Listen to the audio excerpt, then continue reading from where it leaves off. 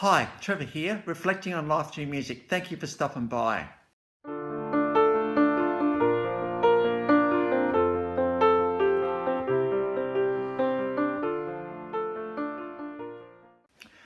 Well, coming again today, you're very, very welcome. How wonderful to see everybody here. I trust you enjoyed my last video from the Hanson Boys and through this song Bop, which is like 1997. We looked at sending messages out into the world, messages of hope with some incredibly talented three guys right there. So I trust you found that one encouraging. We're going from there to Sweden in 1950. Jan Tursten Svensson. Now, I hope I pronounced his last name right because this guy's from Sweden. I probably haven't, but Svensson, something like that. This guy would adopt the name Harpo, and he named himself after Harpo Marx, one of those iconic four brothers. Harpo was the one that played the harp. Funny surprise to play. He didn't speak, but he named himself after that. It was just something about the character that appealed to Jan. He started his career in children's theatre, and it was around the early 1970s mark that there was a bit of a collaboration with Bjorn Juvalis and Benny Andersson. And of course, they're the two guys behind ABBA, but it didn't really take off, and nothing really happened. But it all changed in 1975 when out came the song Moviestar. Now, if you're around in the 1970s, you will remember this song as being so out there and just so complete in its production. This song is absolutely stunning in so many ways. And it just catapulted Harpo into superstardom at this point. This song was absolutely huge. It was number one in many European countries, number 3 in Australia, number 9 in New Zealand, number 13 in Ireland, and number 24 in the UK. Now, the song, and interestingly, this song has the backing vocals of Anna Freed from ABBA in there. Who would have thought that she is actually in there doing some of the backing vocals, which is pretty cool. Obviously, the Benny and Bjorn connection there would have enabled that. I'm thinking, of course, Anna Freed, even before ABBA was an absolute megastar in Sweden already. Now, movie star, you think you are a movie star. This is a tale of a guy or a girl, a friend who thinks they're better than they are. In fact, all they've actually done is done a movie, a commercial spot on the screen, nothing more than that, but they're imagining Lear jets and private jets and stars on the Hollywood Walk of Fame and all the rest of it, but it's just not happening. I remember a story a little while ago when I was doing finance work. Now, I won't give away too many details, but I met a guy. This guy came across as a very successful businessman. He had the car, he had the boat, he went on holidays, he had the house, all the rest of it. We came into the picture because the company that he was managing went bust. And there was no shortage of lawyers and accountants involved in this particular case. But what he was trying to do is he was trying to keep the image up of being a successful businessman. Now, interestingly, he was banned from managing a company for 35 years. And so he was still doing it despite that. He was still trying to keep up that image. And not even the authorities could stop this guy from what he was doing. He ended up going to jail.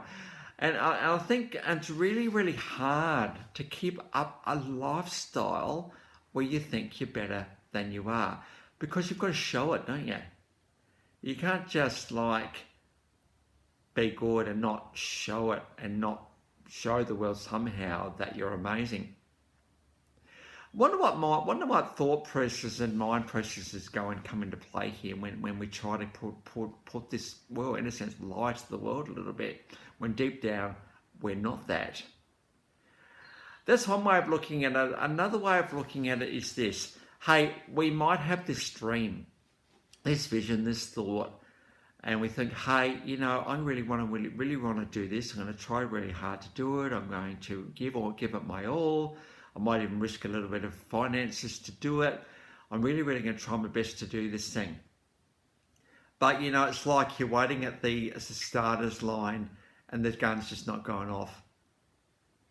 How long do we stand at that starter's line before we think, hey, I've got to call this thing? Interesting one, isn't it? That the movie star thought or image that you've got in your mind of success just isn't happening. You think, well, hey.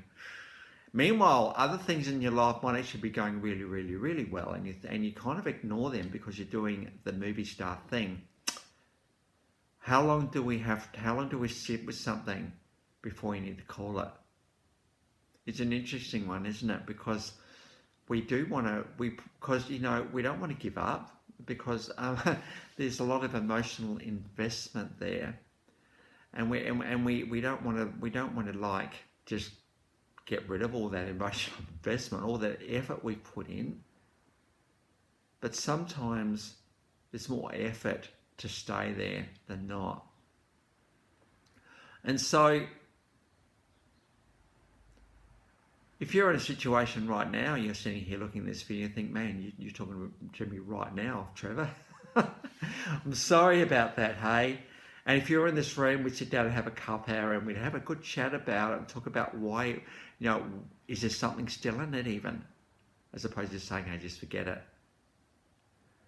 But you know that feeling when you're thinking, oh God, it's just not worth it. After you've given it your all, by the way, we don't make decisions like this ones lightly, do we? We've got to give it our all. We've got to try everything we can before we call it. And the unfortunate thing about this character in this song is that they didn't get it.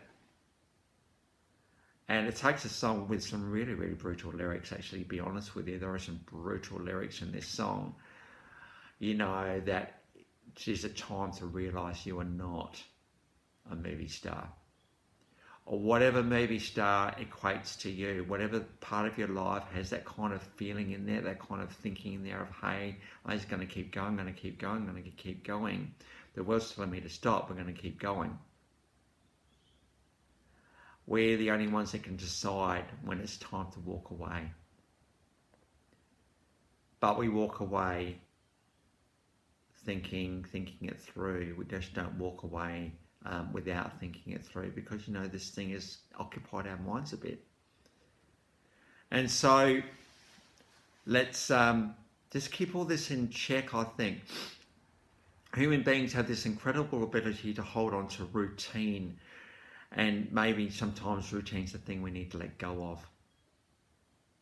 And you know, and I suppose if you want something beneficial from this, if you know, that bit of your mind that was devoted to this thing is no longer devoted to that thing, it can be devoted to something else. So trust that will be an encouragement for you today. Now, we've got a few clips about Movie Star Tomorrow.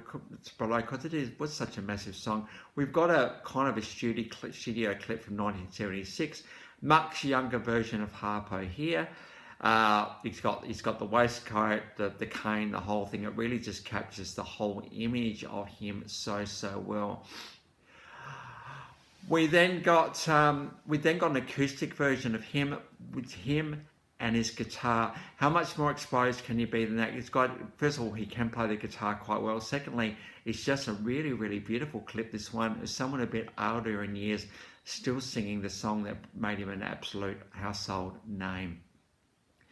We again got a live version, and there's been a few versions of this one on the YouTube with him parading around a bit of a fair kind of expo kind of thing, and he's just singing the song, walking around the streets, and everybody's following him and having an absolutely good time. Bit like the Pied Piper of Hamelin here.